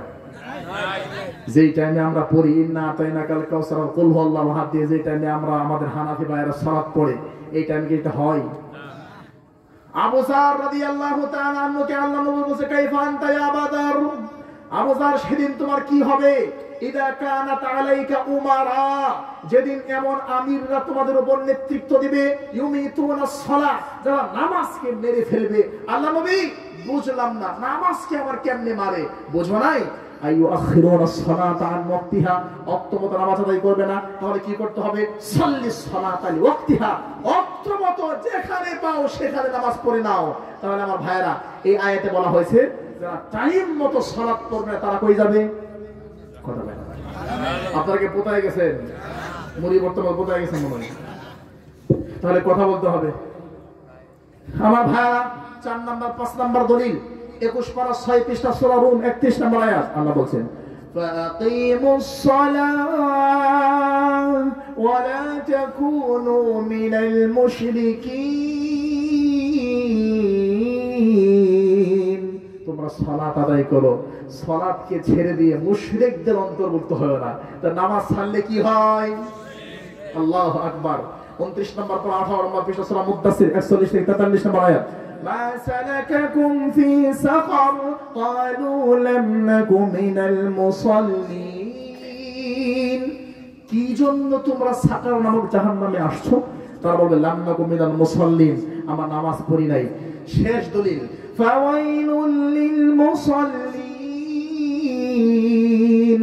আল্লাযীনা হুম আন সালাতিহিম সাহুন, মুসল্লি নামাজ পড়েও ধ্বংস হবে। কেন? নামাজ সুন্দর করে পড়ে নাই। কেমনে পড়ছে? 5 নম্বর পর 20 নম্বর পৃষ্ঠা। ওয়াইদা কামু ইলাস সালাতি কামু কুসালা, নামাজে যখন দাঁড়াইছে অলসতার সাথে দাঁড়াইছে। তাহলে কোরআন থেকে 8 থেকে 9টা দলিল দিলাম। নামাজ না পড়লে কাফের, নামাজ না পড়লে দিন থেকে খারেজ, নামাজ না পড়লে মুশরিক, নামাজ দেরি করে পড়লে জাহান্নামে যাবে, নামাজ না পড়লে সাকার নামক জাহান্নামে যাবে, অলসতার সাথে নামাজ পড়লে ধ্বংস হবে। আপনারা কি পেয়েছেন দলিলগুলো? আর বেশি কষ্ট দেব না, একটু খেয়াল করেন। হাদিস মুসলিম শরীফের 204 নম্বর হাদিস, বেনামাজি কাফের।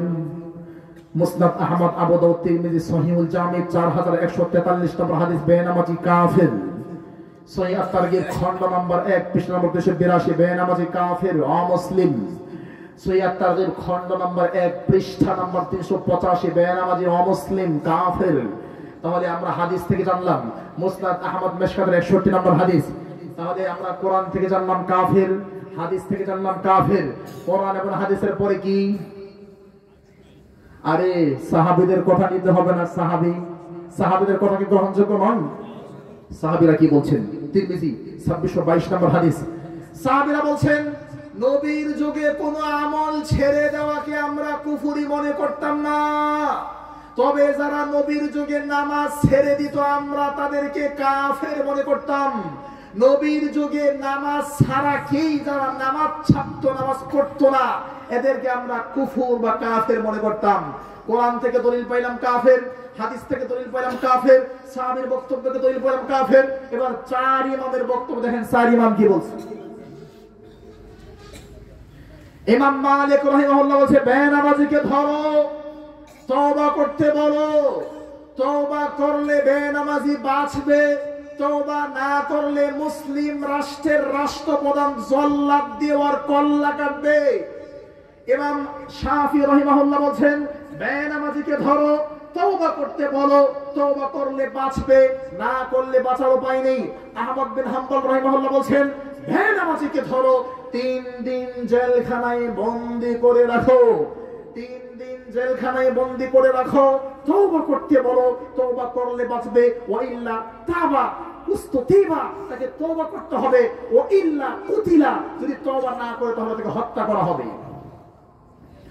ইমাম আবু হানিফা রাহিমাহুল্লাহ বলছেন, বেনামাজিকে ধরো, জুতার বাড়ি মারো, বেনামাজিকে ধরো, জুতা পেটা করো, তওবা করলে বাঁচবে, না করলে বাঁচার উপায় নাই। আমার ভাইয়েরা, কোরআন থেকে দলিল দিলাম 8 থেকে 9টা, হাদিস থেকে দলিল দিলাম 7 থেকে 8টা, সাহাবীর বক্তব্য থেকে দলিল দিলাম, 4 ইমামের বক্তব্যকে দলিল দিলাম। আরো নিচের দিকে আসেন, আধুনিক যুগের আলেমরা কি বলেছেন। শেখ বিন বাস রাহিমাহুল্লাহ, সালেহ আল উসাইমিন রাহিমাহুল্লাহ, মদিনার মক্কার বড় বড় জীবিত মৃত আলেমদের ফতোয়া, যারা টোটালি নামাজ পড়ে না, একদম নামাজ পড়ে না, নামাজকে অস্বীকার করে এরা কাফের, যারা নামাজ নিয়ে মজা করে এরা কাফের, আর যারা টোটালি নামাজ পড়ে না এরা কাফের। তাহলে এবার কি কারো কোনো সন্দেহ আছে? সন্দেহ আছে? তাহলে আমাদের মধ্যে কাফের আছে না নাই? বেনামাজি আছে না নাই? কম না বেশি? তাহলে আজকের বক্তব্যের পরে আমরা তওবা করতে রাজি কিনা, যে আজকের পর থেকে আর কাফের হয়ে থাকতে চাই না, মুসলমান হতে চাই? কি বলেন? রাসূল সাল্লাল্লাহু আলাইহি সাল্লাম বলছেন, আসওয়াউন নাসি সারিকা আল্লাযী ইয়াসরিকু ফিস সালাহ, সবচাইতে পচা চোর হলো নামাজে সে চুরি করে। যে নামাজে চুরি করে সে হলো পচা চোর, নোংরা চোর, বড় চোর। আল্লাহ নবী, বুঝলাম না, নামাজে আবার কেমনে চুরি করে? বুঝো নাই? আল্লাযী লা ইউতিম্মু রুকুআহা ওয়ালা সুজুদাহা, যারা নামাজে রুকু সিজদা পরিপূর্ণভাবে করে না। সহিহ বুখারী 812 নম্বর হাদিস, কমপ্লিটলি রুকু এবং সিজদা করতে হবে। যারা নামাজে রুকু সিজদা ঠিকমতো করে না, যারা নামাজ পড়ে কিন্তু রুকু সিজদা ঠিকমতো করে না, নবীর ভাষায় এরা সবচাইতে বড় চোর। তাহলে আপনি বলেন, নামাজ পড়ে রুকু সিজদা করে না, এই লোক যদি বড় চোর হয়, তাহলে নামাজ যে টোটালি পড়ে না, ওই কত নম্বরের চোর? কথা কয় না? কথা কইবে কেন? সবাই যে চোর, যারা নামাজ পড়ে সবাই চোর না? বেশিরভাগ মানুষ চোর কিনা বলেন? এই সমস্যা আমাদের সালাফি আহলে হাদিসের মধ্যে বেশি না কম? মসজিদগুলো একদম মুসল্লি শূন্য, মসজিদে মুসল্লি নাই, ঠিক না? ফজরের নামাজে মুসল্লি নাই, আছে কিনা বলেন? আমার ভাইরা, এবার বিবেকের কাছে প্রশ্ন, 2টা প্রশ্ন করতে চাই। জুতা সুররে মারছেন না? মারছেন? জুতা সুররে পিটাইছেন, মোবাইল চোররে নিজের হাতে পিটাইছেন, লাউ সুর, কদু সুর, রিক্সা সুর, ভ্যান সুর, কত রকমের সুররে জীবনে পিটাইছেন। আমার বক্তব্য হলো সব রকমের সুররে, জুতা সুররে যদি আপনি 50 টাকার বাটা জুতা চুরি করছে তারেও যদি 3টা কিল মারতে পারেন, 1000 টাকার চামড়ার বাটা জুতা চুরি করেছে তারে পিটাইয়া যদি ঢাকা মেডিকেল পড়াইতে পারেন, তাহলে আপনার ঘরের মধ্যে আপনার মেয়ে চোর, আপনার ছেলে চোর, আপনার ভাই চোর, আপনার বোন চোর, আপনার দুলাভাই চোর, ডরজনকে ডরজন চোর। আরে আমি বলি নাই চোর, নবীর ভাষায় চোর। যদি ঘটনা এটাই হয়, জুতা চোররে 3টা কিল মারলে আপনার ভাই চোররে 10টা কিল মারা দরকার। কিন্তু মারবেন কেমনে? আপনি যে বড় চোর, আপনার আগে মারতে হবে। অতএব সুরে সুরে আলী, ময়মনসিংহের ভাষায় এক সুরে বিয়া করে আরেক সুরে শালী। আপনারা কি ওটাই হবেন নাকি? হ্যাঁ, সুরে শালী বিয়া করবেন? আমরা চুপ থাকতে চাই না, আমরা কি হতে চাই? ভালো হতে চাই। কি বলেন? আল্লাহ কবুল করুক, আল্লাহুম্মা আমিন। আমার ভাইরা, লম্বা করবো না, সর্বশেষ পয়েন্ট, বেনামাজের সাথে আমাদের 5টা আচরণ। কয়টা?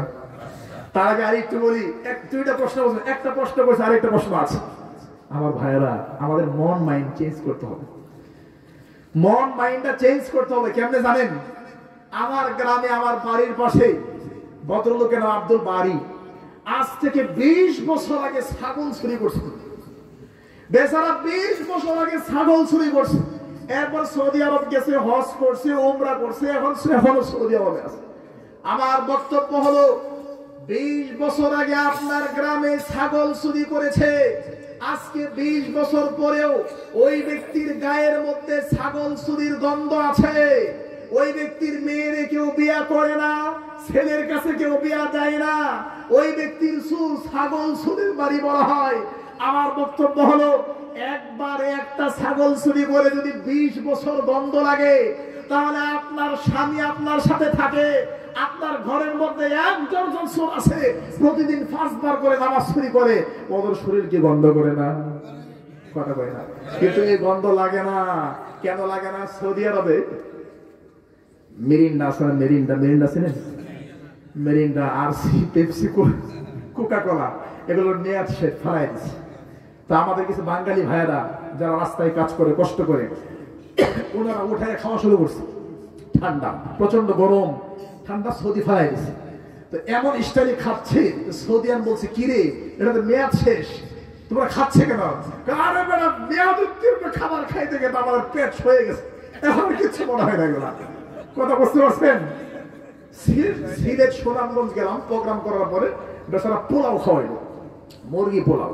আমারও পেট সমস্যা, ওনারও পেটের সমস্যা, ওনার ছেলে মেয়ে সবারই পেটের সমস্যা হয়ে গেছে, ডায়রিয়া হয়ে গেছে ওটা খায়া। তো দোকানের কর্মচারীকে জিজ্ঞেস, রমজান তোর কি অবস্থা? তো ভাই, গরিবের পেট নষ্ট হয়। বুঝতে পারছেন? তো আমাদের অবস্থা এরকম হয়েছে, চুরি করতে করতে সবাই যে সুর, কাসরাতুল মিসাস তুজরিফুল ইহসাস, বেশি বেশি সুরের সাথে থাকা, এখন সুর আর সুরি মনে হয় না। কথা বলছেন? তাহলে আমরা কি আর সুর হয়ে থাকবো? হাত তুলি। আজকের বক্তব্যের পরে আমরা ক্লিয়ার যে সালাত না পড়লে যদি কাফের হয়, সালাত না পড়লে যদি মুশরিক হয়, সালাত না পড়লে যদি সুর হয়, তাহলে আমরা আমাদের জীবন যতদিন আছে, যতদিন পর্যন্ত পৃথিবীতে বেঁচে থাকবো, ঈসা নবীর মতো মা দুমতু হাইয়া, যতদিন পর্যন্ত পৃথিবীতে বেঁচে থাকবো ততদিন পর্যন্ত সালাতকে আর ছাড়বো না। রাজি আছেন? ওয়াদা করছেন? ইনশাআল্লাহ ওয়াদা, আমরা আর কখনো কোনো অবস্থাতে সালাত ছাড়বো না। রাজি আছেন? বেনামাজের সাথে 5টা আচরণ। কয়টা? এটাই শেষ। বেনামাজের সাথে 5টা আচরণ করতে হবে।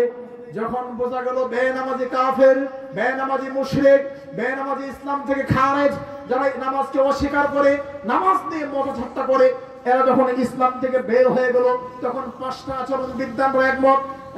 1, বেনামাজি মারা গেলে একে গোসল দেওয়া হবে না। হিন্দুর যেমন গোসল হয় না, এই বেনামাজি বেয়াদবের গোসল হবে না।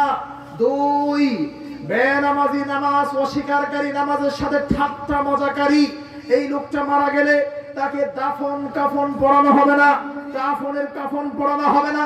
হিন্দুকে যেমন কাফনের কাপড় পরানো হয় না, এইটাকেও পরানো হবে না। 3, এই বেনামাজি ব্যক্তির জানাজা হবে না, দোয়া করা যাবে না, জানাজা হবে না। অমুসলিমদের যেমন জানাজা হয় না, বেনামাজির জানাজা হবে না। 4, এই 3টা তো হলোই না। এই বেনামাজি যদি মারা যায়, মুসলমানদের গোরস্থান যেখানে মুসলমানদের কবর আছে, মুসলমানদের কবর যেই জায়গাতে আছে, ওই মুসলমানদের কবরস্থানে বেনামাজিকে কবর দেওয়া যাবে না। বিদ্বানদের কেউ কেউ বলছে দূরবর্তী কোথাও লাশ ফেলায় আসবে, যাতে গন্ধ না আসে, মাটির নিচে পুঁতে রাখবে, কিন্তু মুসলমানদের গোরস্থানে তাকে কবর দেওয়া যাবে না। এই 4টা তো গেলই না।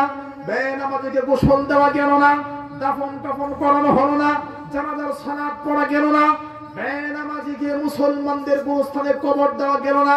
এই 4টা তো গেলই না। ওই বেনামাজি যদি আমাদের শরীফবাগ এলাকার সন্তান হয়ে থাকে, ওই বেনামাজির যদি 10টা ছেলে থাকে, 10টা ছেলেই কামিল পাস, 10টা ছেলেই দাওরা পাস, 10টা ছেলে মদিনা ইউনিভার্সিটি থেকে পিএইচডি ডক্টরেট করে এসেছে, ওই বেনামাজির 10টা বড় বড় ছেলে, বড় আলেম, কিয়ামত পর্যন্ত কোনদিন ওর আব্বার জন্য দোয়াও করতে পারবে না। আল্লাহ আমার আব্বারে ক্ষমা করেন, আসলে হ্যাঁ, আমার আব্বাকে ক্ষমা করেন, আমার আব্বাকে মাফ করেন, এই কথাটুকু বলতে পারবে না। দলিল 11 নম্বর পারা 4 নম্বর পৃষ্ঠা 5 নম্বর লাইন, সূরা তাওবা।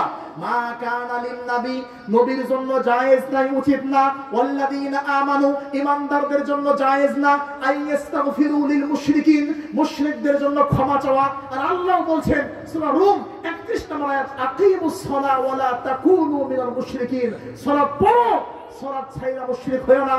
নবী বলছেন বাইনার রাজুলি ওয়া বাইনাশ শিরকি ওয়াল কুফরি তারকুস সালাহ। তাহলে আমার ভাইয়েরা, বেনামাজের সাথে কয়টা আচরণ? কয়টা? সুতরাং দত্তহীন কণ্ঠে, বজ্র কণ্ঠে, শরীরের 100% শক্তি নিয়ে আজকে আপনাদের মাহফিলে একদম 100% ভাবে বলে যাচ্ছি, মুসলমানের সন্তান সালাতকে ছেড়ে দিয়ে, সালাতকে বর্জন করে, সালাতকে ত্যাগ করে কোন মুসলমান থাকতে পারে না, কোন ইমানদার ইমান ঠিক থাকতে পারে না, যতক্ষণ পর্যন্ত দেহের মধ্যে রক্ত থাকবে, আত্মা থাকবে, রূহ থাকবে, যতক্ষণ পর্যন্ত ব্রেইন কাজ করবে, ততক্ষণ পর্যন্ত মুসলমানকে সালাত পড়তেই হবে, পড়তেই হবে, পড়তেই হবে। সালাতকে বর্জন করলে যদি বেনামাজির দৃষ্টান্তমূলক শাস্তি দেওয়া হয়, জানাজা না হয়, দাফন কাফন না হয়, এই কাজগুলো না হয়, আমার বিশ্বাস আমাদের বাংলাদেশে একটা বেনামাজির জানাজা যদি না হয়, এটাকে সোশ্যাল মিডিয়ায় প্রচার করা হয় ভিডিও করে, তাহলে ও সকল মুসলমান তো নামাজ পড়বেই পড়বে, হিন্দু নামাজ পড়া শুরু করবে। এটা বেশি বললাম, হিন্দু পড়বে না মানে যারা মুসলমান হিন্দুর মতো নামাজ ছেড়ে আছে, সব মুসলমান নামাজে হয়ে যাবে। কথা বোঝেন নাই আমার ভাইরা? আলোচনা লম্বা নয়, কি শিখলাম 1 মিনিটে শেষ আজকের বক্তব্য। 3 কথার নাম নামাজ। কয় কথা? কিছু কথার নাম নামাজ, কিছু কাজের নাম নামাজ। শুরু হবে কি দিয়ে? কথা বলেন। আজকে বাড়িতে কি নিয়ে যাবেন? এটা নিয়ে যান, 1 মিনিট বাড়িতে যা নিয়ে যাবেন 1 মিনিট। 3টা জিনিসের নাম নামাজ, কিছু কথার নাম নামাজ, কিছু কাজের নাম নামাজ। শুরু হবে আল্লাহু আকবার, শেষ হবে আসসালামু আলাইকুম। 2, সালাত শব্দটি প্রায় 8টা অর্থে কোরআনে ব্যবহার হয়েছে। কয়টা অর্থে? 8টা অর্থের মধ্যে একটা অর্থ কি? দোয়া।